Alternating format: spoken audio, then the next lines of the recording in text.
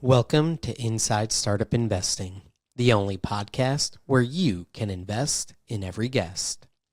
On this episode, I will be speaking with the founder and CEO of Victory Hemp, Chad Rosen.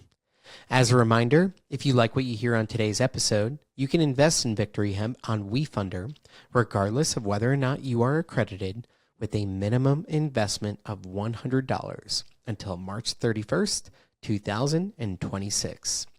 And as a reminder, please hit the like or follow button so more investors like you can find us.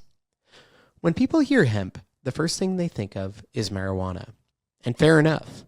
Hemp comes from the cannabis plant. But no, if you eat hemp protein, which is extremely good for you, you're not going to be having an extra special afternoon. Hemp is actually a great protein source and really good for your overall health. But it tends to get a bad rap because of its association with the cannabis plant, and frankly, it can have an unpleasant taste. Enter Victory Hemp, on a mission to make hemp protein accessible, understood, and delicious. Chad and his team at Victory Hemp have committed to the long journey of changing consumer perceptions of the hemp seed, which is not only great for your health, but is also great for farmers. You see, hemp hearts come from an easy-to-grow, climate-resilient plant that is great for farmers too. But this isn't an easy mission. This involves training up farmers, getting tens of thousands of acres grown of the crop, a sophisticated process that Victory Hemp has developed to actually extract the oils it needs in a format that tastes good, and then help stand up a new industry of consumer products that people actually want to buy. While it may seem to be a heavy lift, there are some really positive signs that Chad's decade-plus endeavor to build Victory Hemp into the next great superfood company are right on the horizon. First off, it's no secret that protein is having its moment, especially amongst the TikTok generation that is flocking to protein everything, including in coffee, which I don't think any of us saw coming. Reminder, hemp is an amazing source of protein. Second, Chad and his team are raising to scale their production capacity because they are getting to a place where they have far more demand than they can actually service and far more farmers than they can currently harvest from. In short, they are hitting a potential inflection point, which will come with its own challenges of scaling production capacity, but in the words of any founder, that's a good problem to have. And frankly, like all things, consumer perceptions are little by little changing of what hemp actually is, and there is a growing realization that it's not marijuana, and yes, it can be very good for you. This, paired with Chad's unrelenting tenacity to see this vision to life, make this a really interesting potential investment opportunity. So with that, let's welcome Chad in so you can decide for yourself if hemp, and more specifically, Victory Hemp, has the legs to be the next crazed superfood. Let's get into it. Tell us, for those who don't know, what is Victory Hemp all about? We're a B2B food ingredient manufacturer. We convert hemp seeds into high concentrate proteins and lipids, as well as some sweeteners. We've developed technology that unlocks the highest value of hemp seeds for use across a wide variety of applications. There's a pretty big gap right now between profitable crops that farmers can grow and hemp, we think, is a great replacement for that. So it's got a great impact story as well, which we can kind of dig into. Got it. Well, you said something interesting there, which is in terms of being a potentially profitable crop for farmers, it could be really valuable. So for listeners, it sounds as though you're not actually the producer of the hemp, but you're doing something with the hemp after it's been produced to make it something that can be put into food. Is that correct? Yeah, that's right. So the nomenclature is that we're a processor, and we typically refer to the farmer as the producer in our world. So we value add, we help the farmers, we buy agricultural commodities from farmers, combine grade hemp seed, we clean it, we dehull it, we get it into a condition where it can be pressed and brought through the value chain, made into a protein powder that's ready to eat for brands who want to maybe mix it with like a vanilla or a chocolate or whatever and get it into the hands of that hungry weightlifter or exercise junkie that's looking for a pre or a post workout meal, or someone who's looking to for some healthy pancakes. People that are using it in gluten-free applications, but it's an ingredient as part of those healthy foods that consumers are looking for. The reason from my perspective that it's an interesting category is there's a lot going on in hemp right now around consumers becoming interested in it, right? And so there's a lot of growing demand for it. Talk to me about what makes hemp a great kind of better for you product that consumers want to consume, and how you're kind of unlocking that. What we do is we really focus on the hemp seed. We don't do anything with CBD or THC. We don't do anything with fiber. We don't have anything against any of those other parts of the plant. In fact, we think they're extraordinarily useful in a variety of applications. That's one of the reasons that we think hemp has such a tremendous opportunity to scale broadly across millions of acres and be included in every facet of people's lives. But as it relates to the hemp seed, which is where we focus, it's really unique because it's one of the only crops that can serve multiple high-value markets from a single seed, right? Like that's how we see it because of the way we process it. So the hearts of the seed give you a complete protein, which is allergen-free, it's really nutrient-dense, and it's naturally functional, right? So when I talk about function, that's a term that food scientists and formulators are going to ask more questions about, like quantify that as, or qualify that as functional. What does that mean? It means it functions by emulsifying well, holding good oil and water, maybe having gelling capacity that allows you to replace eggs. So those sorts of things that are critical for structure in the products that you're making.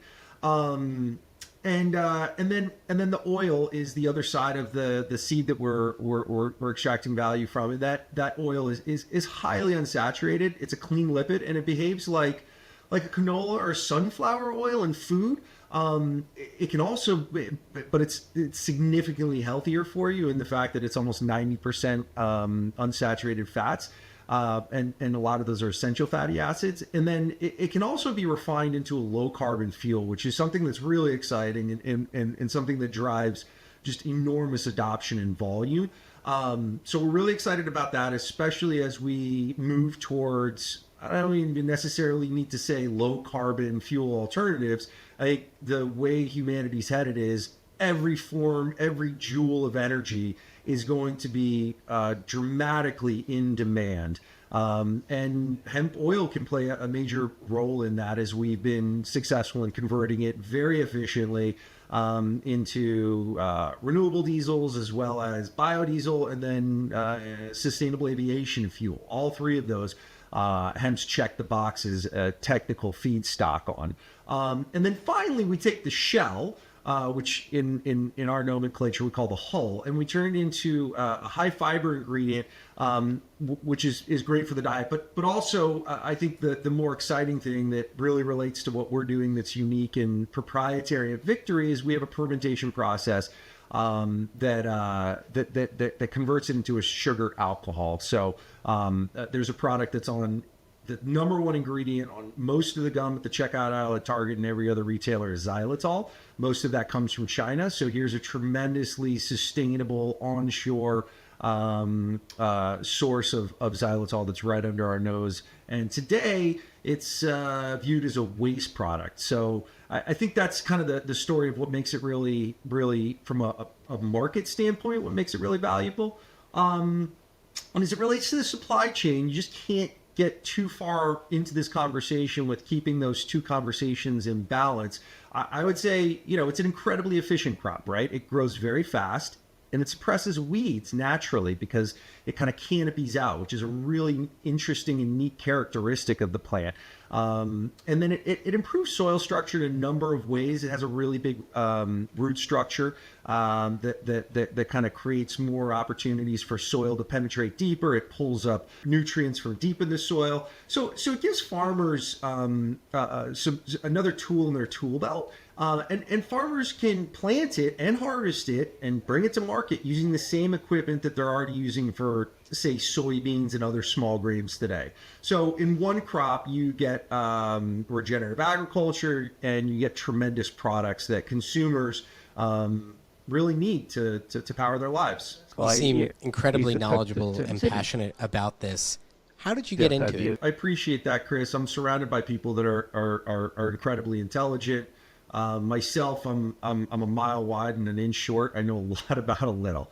You really want to dig into the weeds on this stuff. We get my team involved, and they'll blow your mind with the nuances and the context. But for me, I looked at hemp, and I wanted to do something that was closer to nature, number one. And I saw that hemp was becoming legal in 2014. There was this grassroots movement to legalize hemp. And I was like, wow, what are those hippies doing?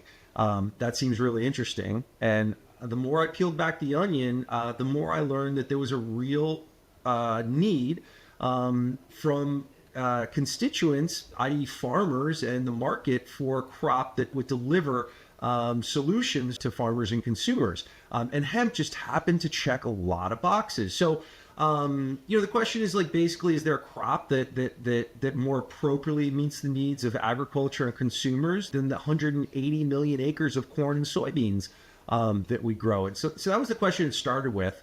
And you asked me how I kind of got going with it. I was living on the West Coast in 2014. That farm bill passed, and it legalized industrial hemp for research purposes. So I was the definition of fool's rush in. I wasn't a farmer. I didn't know much about food manufacturing. I knew a lot about manufacturing, but not food manufacturing, which is a whole other beast.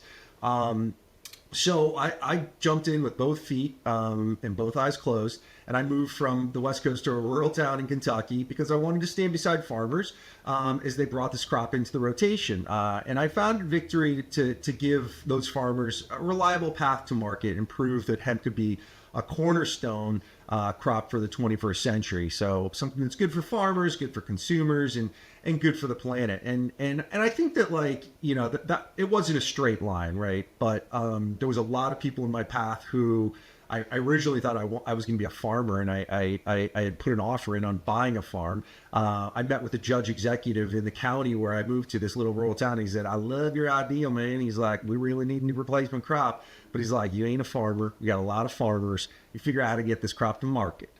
And I respected that wisdom. This was a guy who'd been farming for a long time, and it was sage wisdom. So, and I should also just talk about, like, the backdrop in 2014 in agriculture. So especially in Kentucky, where this legislation was driven from, I couldn't get my head around, like, why are these really, why do we have conservative Republicans bedding down with industrial hemp cannabis? This seems just crazy to me. And what I learned was it used to be Kentucky's number one cash crop. That there were drills, which is what you plant the seeds with, in farmers' barns across the state with hemp settings. I learned that everyone's granddad used to grow hemp for the war effort. So there was a real rich history around it. And then I also learned that farmers in 2014 were in a really tough spot because the tobacco buyout was ending after its 10 years. And then corn was like $3.50 a bushel. Beans were like $8.50 a bushel. So the markets, along with the confluence of the legal, was really what drove the legislation, and farmers were asking for this replacement crop. So I wanted to be a part of that movement and help usher in this solution. So, over the last decade, we've done some amazing stuff. We've built Victory into North America's leading manufacturer of hemp heart protein and oil. And yeah, we make food ingredients that go into everything, like from plant-based milks, bakery products, snacks, nutrition bars. But it's really exciting to see how these products are finding their way to the market. So we sit right at the intersection of food, feed, and fuel, and that's really where agriculture and consumers are looking for new solutions to meet their evolving needs. So I think that's a little bit of the where, the why. Hearing more, to me, it feels as though there's kind of three distinct pieces that I want to understand and dive in on a bit more. there's a consumer and there's kind of this growing consumer demand, and I'd love to understand kind of the products that they're looking for, the types of products that are on the shelves, the brands that we would know. And then I want to get into the processing, which is where you live, and then the producing, which is where it all starts out. But let's start with the consumer. What products are on the shelves today that we would know? What are the brands? What are the, the product types? And where do you see this going and evolving forward? There are a few that we can kind of talk about. There's a Texas toast that's on store shelves in every freezer section across America. Every major grocer, conventional grocer, carries it. There's a number of protein powders, especially one that's been made famous by a big wave surfer who's like a hero in the surfing world, and just a hero in general, and a total exercise fiend, and such a great example. Him and his wife developed a line after his name. They use it in their creamers and their bars. So that's a really cool brand that carries our stuff. But yeah, you'll see it in bars. You'll see it in there's a brand of snacks that are like the better for you version of healthy treats that has gluten-free pretzels that are covered in chocolate. You can buy it at any airport convenience store. So there's a number of brands that are using it as a functional ingredient to like replace eggs and gluten-free applications, to increase protein content in whatever product they're making. But yeah, we're seeing it in everything from like bars and snacks to center of aisle. So where I see it going really is every aisle in the grocery store can use hemp protein and oil in all their products. So like there isn't really an aisle where maybe the produce section that hemp isn't appropriate to deliver a solution. Anywhere that you see proteins, this is a healthy, complete, transparent, delicious product, and all those products are often using some protein today that could be improved vastly by the use of hemp protein and hemp oil. You've kind of mentioned, it sounds as though kind of one of your core differentiators is your processing techniques. Help us understand a little bit more about like what is the technology, obviously not giving away the secret sauce, but what is kind of the technology, the things that you do a little bit differently that make this, a better product for putting into end consumer products. So we started with the end in mind. What we started with was the end in mind in terms of a product, and we put a bunch of red lines in between us and the end, right? We said we don't want to use any technology that leverages harmful solvents that are made from petroleum. We don't want to heat the product up so much that it's destroying the nutrients of the product. So we kind of boxed ourselves in terms of what technology we could use. And then we had to figure out one other feature of that technology was that it was scalable and we could do it profitably, right? So those are two kind of important parts that maybe we didn't figure out in the first iteration. No, we definitely didn't figure out in the first iteration of technology.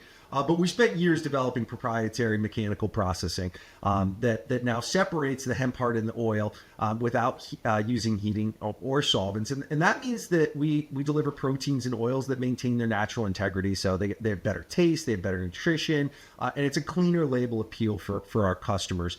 And I think that like our technology is really defined by taking a technology that's been around for decades and making some vast improvements on it and leveraging technology. And I don't want to say AI because it's not AI, but there's a continuous feedback loop that's helping us to control the process under time, temperature, pressure. And that technology allows us to reach steady state. It gives us predictable outcomes. It gives us a consistent product that our consumers need in order to make their ingredients, right? So yeah, it is a truly unique process that we use to make the protein and oil. That process is so unique that the USPTO granted us a patent on that process. So that gives us a lot of a first mover advantage. That and our scale gives us a nice first mover advantage and gives us a little bit of a moat to run out in front and be the leader in this space. And further on the innovation front, we're always looking at how do we return more value to the acre by increasing the value of the seed that we're breaking into different parts, right? And on that innovation front, I mentioned it a little bit earlier, but we're working with commercializing a process to convert those hemp hulls, which typically are discarded and used either for landfill or used for compost. We're working on this process through a fermentation process that in partnership with the USDA to convert that into xylitol, which is a natural low caloric sweetener that currently comes almost entirely from China. And so by doing that domestically, we're creating this zero waste manufacturing system and a new revenue stream for an industry that is typically regarded this as waste. So our approach to technology is really simple. We add value at every step, and we reduce waste, and we use science to make sustainability scalable. What feedback do you get when you're selling to a vendor your product? What feedback do you get from them that says, here's why we're going with you instead of one of your competitors? It starts with the product quality, right? That's the flavor is kind of the driver. That's what we hear like first, because it's you put it in your mouth first and foremost, like, how does this taste? And they're like, whoa, this tastes really good for a plant-based XYZ. Okay, well, let me see the nutritional profile. Oh, wow, that's pretty interesting. And then they go, how's it made? And we start to talk about what we do in our factory. And they go, oh, okay, that's actually great. So you're utilizing, you're not using harmful chemicals, and you have a pretty efficient process, zero waste. Great. Well, tell me about the supply chain. Oh, well, it's all from North America. Really? Okay, because we're trying to eliminate foreign ingredients in our ingredient portfolio. We've had disruptions since COVID. Consumers are always concerned about what's in there. You can't really testing. We've had problems with quality. And then the conversation really runs from there. And I'm talking about the B2B customers, the commercial customers that are looking for solutions that they can build long-term relationships with. And some of these suppliers or some of these customers have been working with suppliers for literally decades. And they're open to and they need to be looking for new suppliers as the world continues to turn. Trade lines continue to shift. Political policy continues to weigh pressure on who we're doing business with and what those ingredients cost. So there's a lot of things at play that just make it good business for our customers to utilize more of our ingredients. And I think it's something that our customers also like to leverage our story about the supply chain. So it's not just one thing that is driving adoption of our products amongst these major brands. It's kind of this cornucopia of a much better system. On the supplier side, which we haven't hit on yet, you mentioned that this is kind of a better crop for farmers. It could be a more profitable crop for farmers. And that's all well and good. But I almost get the sense in when you're saying that there's perhaps a world where you're having to go and actually convince farmers to develop this new crop. And then I imagine there's an amount of time it takes to get that new crop up and running to become a supplier to you. Are you limited on the supply side? And how much of that do you actually have to do? We continue to nurture the supply chain here in the Ohio River, and we have a number of farmers that we work with who are growing hemp, and we're expanding that year by year. But the majority of our supply comes from Canada, right? We work with the largest hemp food manufacturer in the world, Manitoba Harvest. I'm sure they'd be really proud that we're talking about them. They're also a great customer of ours, right? So we have this proprietary process that converts their ingredients into other ingredients that have different applications, and we have a tremendous partnership in that sense. There were 38,000 acres of hemp that were grown in across Canada last year. I think that for our process right now, we have a max capacity of 4,000 acres. The next iteration will have 20,000 acre capacity, so we are going to need to accelerate that pretty rapidly. But Canada has grown up to 100,000 acres in any one season, so we see our relationship with our friends friends north of the border as being fundamental to our growth. It allows us to continue growing as a business while we're working on getting a supply chain that's closer to home, reducing freight costs, reducing our carbon emissions. And we can do it in a responsible way, and we can do it in an intentional way of how we want to see the supply chain develop here at home while we continue to feed our presses, while we continue to feed our customers. And I think your investors who are watching this might also go, well, shoot, like, what's up with the border? Are we going to have tariffs? Okay, so under the USMCA agreement that was developed in the previous Trump administration, there's hemp is an exempt good under the USMCA. So we're leveraging that right now. We expect that to stay in place. I know things are tenuous with Canada right now, but we don't see any reason that anyone's going to be picking on this little industry that's growing up and only good for farmers. One of your limitations, it sounds like right now, is not actually demand on kind of the selling to vendors who want to use this put in their products, but it's actually your capacity to produce. Would love to know a little bit more about the new facility you're building or new capacity that you're putting in the system. How much is that going to cost? When is it going to come online? So we built this facility knowing that, to answer three questions: is the technology viable? Are the price points where they need to be in our model to attract business? And is the product acceptable to the marketplace? And so we checked all three of those boxes. We never intended to get to profitability in this factory. We just don't have the operating leverage. While we are an awesome protein that's better than every other protein in the world, of course, it's my baby, I'm going to say that, it still has a ceiling of where it can be in terms of a price point because it's a protein, right? It's an oil. So we can charge a premium, but we can't charge too much of a premium. And it's a nascent crop. So we don't have as big a yields. This is a seed that's been on the potato basket for the last 80 years. So it doesn't have the crop science, doesn't have the agronomy.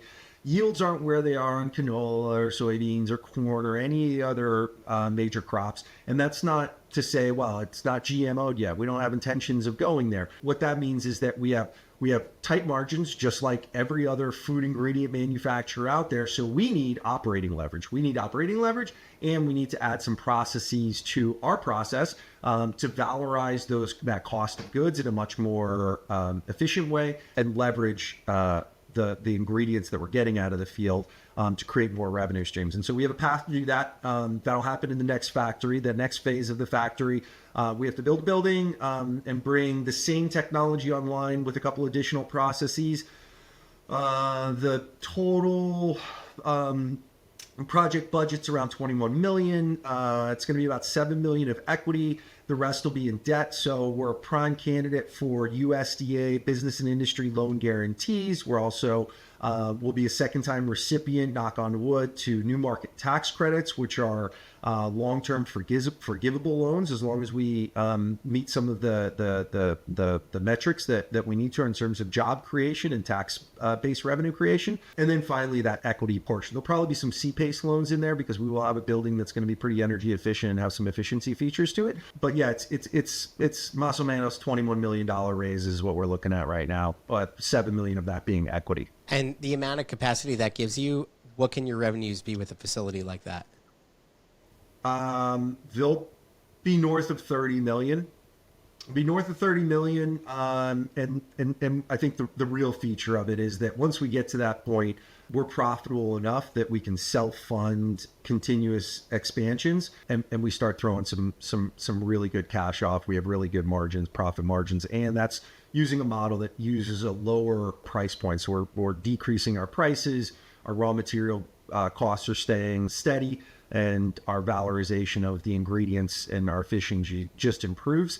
I would say the other kind of important feature of what our growth plan looks like is context of how big we are right now. Like, we're the largest hemp protein and oil manufacturer in North America, which is 100% true.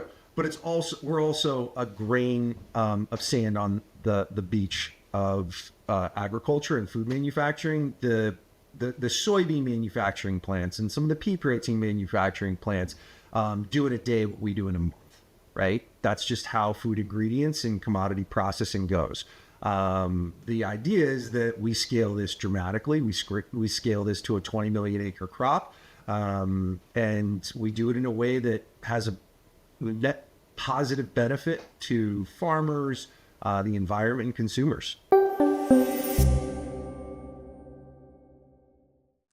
I feel like in the early 2000s, avocados went from being something, hardly any American ate to something that everyone ate. And then kale, kind of same thing, right? I think it was used in buffets as like an ornament, and then it became, a key food ingredient that a lot of people use, right? And it's wild to see how these things kind of change over time. Hemp seems like a new category, right, that's coming on the scene. Why is now the right moment, and what kind of growth are you seeing just in the market in general? Right. So, we always kind of joked about superfoods always have a little bit of a cachet with consumers that are looking to power their diets with something that's natural and something that's going to give them a little bit of outsized return for their buck and their health. So hemp, and for the folks that know what we know about hemp as seeds as an ingredient, those guys are great. And the brands that understand what these ingredients are great. But they don't advertise hemp on the front of the label, because when you see hemp on the front of the label, most consumers see hemp on the front of the label as like hemp. They're going to walk up to it on the grocery aisle and go, "Oh wow, like, oh, let's get some of this hemp product. This is going to be a great afternoon." Or they say, "Oh, this is hemp. I can't have one of those afternoons." In either case, it's not really the consumer that's going to pull through, because they're either going to be disappointed or or they walked away. So we love the consumers that flip the bag over, read the ingredient label, and go, "Oh, hemp protein. I know about hemp protein. It's got all essentials. It's got a deal ratio of omega-6, omega-3s. This is good for me. It's good for my family." Throw that bag in the cart. I think that's the consumer.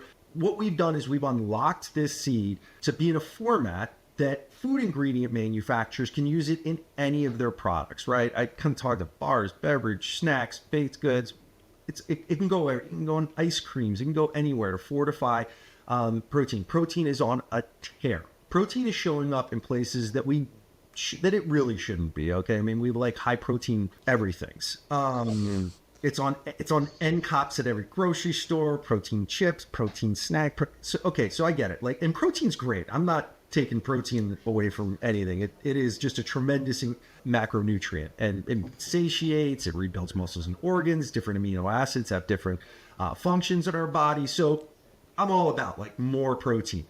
But that is a trend that is driving the market right now. But I don't see it as really being a trend that has a tail that's going to fall off. I see it as plateauing a little bit, but I think it has a long way to run. And the other part of this is, there's GLP-1 pharmaceuticals that people are, more and more people every day. You see Serena Williams advertising for it. People are getting more connected. They're getting a healthier outcome because of these drugs. And the people that are using those drugs need protein because it reduces muscle density. So they need more protein in their diet. That's kind of something that one of the fast talking disclaimers that happens on those commercials is they need more protein. So anyways, so there's that aspect. And then there's also the aspect of developing nations. Every single developing nation in the world, one of the things that they see when they more consumer wealth, more disposable income in any country is an increase in protein consumption, right? And so all those kind of macroeconomic trends really play into our solutions. I talked about kind of low carbon. I talked about energy. I talked about how the oil side of that keeps up, catches up, maybe accelerates. So I see there as being a lot of blue sky from a marketing perspective. I'll give you the last word here for investors who are thinking about investing, but they're not there yet. What's your final pitch to them? What do you want them to know? I mean, this is definitely a different investment than most people are looking at. I feel like AI has sucked up so much capital I don't feel like it has. But I think this is something that, as you look at what the future is going to be really driven by resources. And resources are an important part of the equation of how our society functions in the future. And the resources that relate to hemp seed or just proteins and oils and sweeteners and fibers, is in carbon are going to be enormously prioritized by policy and administrations in our government to keep society moving forward in a sustainable fashion. And I kind of I always like to give people, like, paint a little bit of picture for people that it's kind of like 1851. This is Hemp's 1851 moment. And 1851 was the first year that farmers in Iowa and Illinois planted a soybean. And now it's $100 billion crop. I think that we can be there a lot quicker than 150 years, 175 years. But yeah, that's kind of the pitch, man. Join us. If you liked what you heard on the show today, you can check out why Victory Hemp scored a 4.1 out of 5 on Kingscrowd's proprietary rating scale at kingscrowd.com. You can also invest on WeFunder until March 31st, 2026 with a minimum investment of $100. And as always, if you liked what you heard on the show today, please like, subscribe, and share our podcast wherever you listen so more investors like you can find us.